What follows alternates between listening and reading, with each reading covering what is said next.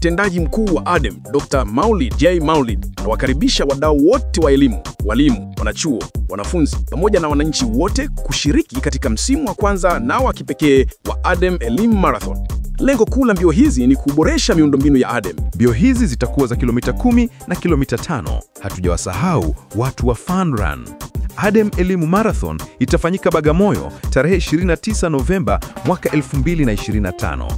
Kujisajili, lipia kiasi cha shilingi 50,000 kwenda namba ya kumbukumbu 991-250-037-510. Jina ni ADEM Elimu Marathon.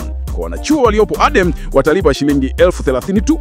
Bila kusahau alumni na ambassadors wa ADEM, wao watalipia shilingi 35,000 pekee. Hii siyo ya kukosa. Unajua kwa nini? Baada ya marathon kutakuwa na after marathon party itakayokuwa na burudani nyingi sana. Pia tutakutana na kutengeneza networks na connections mbalimbali.